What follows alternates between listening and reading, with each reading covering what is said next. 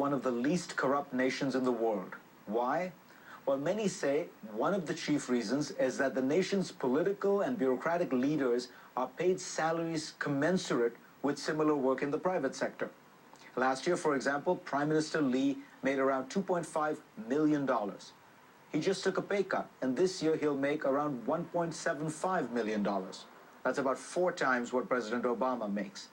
Even with his new salary, Prime Minister Lee is still the highest paid elected official in the world. That made him a perfect person to discuss the topic on everyone's mind in Davos, inequality. The World Economic Forum has this list of global risks, and I was struck by the fact that the #1 risk on its list is rising inequality. And it's happening, of course, in the United States, where there's this big debate. All over the world. But it's happening everywhere. And I was wondering if you would reflect on what it means and what you can do about it, because you yourself have had to deal with this in Singapore, where you've had to cut the salaries of public sector employees, including your own. No, only of the ministers, not of the civil servants. So why did you do it? Well, it became an issue during the elections. The reasons for needing to pay people pay people properly are well established, because you must pay commensurate with the responsibility of the job and commensurate with the quality of the person you're looking for to do that job. And the job is vital, because you make a wrong decision, it's billions of dollars, and you put the wrong man in, that's a disaster. And anybody who comes in must make a calculation, must think, what are the financial implications, not just for him, but for his wife and children, or spouse and children. But when you're talking about salaries which are $1 million or $2 million, to the man in the street earning a few $1,000s a month, it's an incomprehensible sum. I mean, it's defensible, but he cannot wrap his mind around it. So it became an issue in the elections, and after the elections I appointed a committee to review it and look at it dispassionately. And they decided that the principles were sound. You have to pay competitively, but they recommended a different benchmark and a different number, and we've accepted that.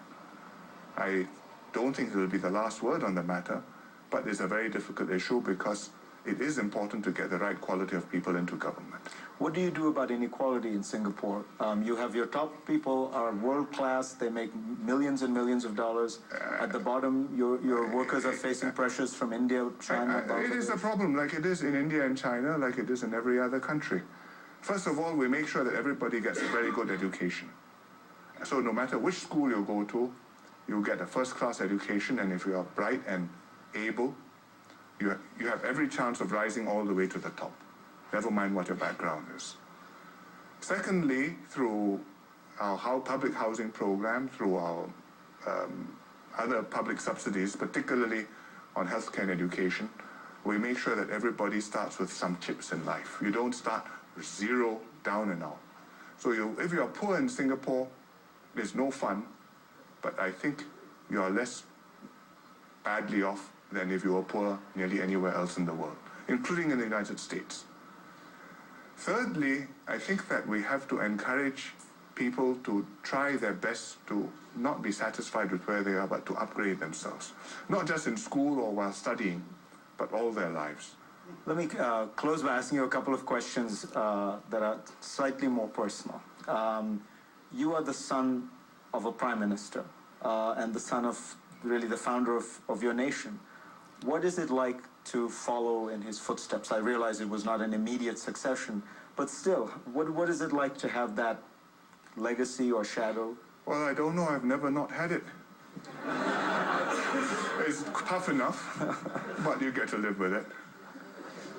Well, I've had the honor of meeting your father many times. He's been on this program several times. He would strike me as an extraordinary leader.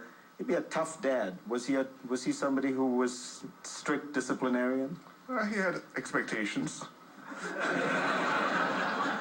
But he left me to do my own thing, and he didn't push me into this, and neither would it have worked had he done so. I mean, my siblings didn't decide to go this way, I did. Do you think your children are likely to go into politics? They will have to decide, but if you ask me now, I think the odds are not on it. It's a different generation. It's a new world. There are so many opportunities in Singapore, opportunities abroad. For the talented, the whole world is the oyster. If you are in an Ivy League university, in your first year, you're already talent spotted. In your first vacation, you're already offered internships. After your internship, you're offered more or less, here you are, when you graduate, please call this telephone number.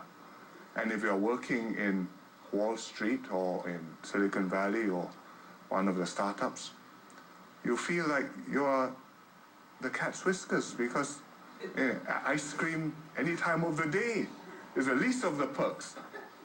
They need talent, they treat talent well. And Singaporeans, having been well educated and completely comfortable in this world, are going in significant numbers in these directions. We have many students studying in America, in the best institutions. We have many students in Oxbridge, some on the continent, and I'm sure many of them will be tempted by these opportunities.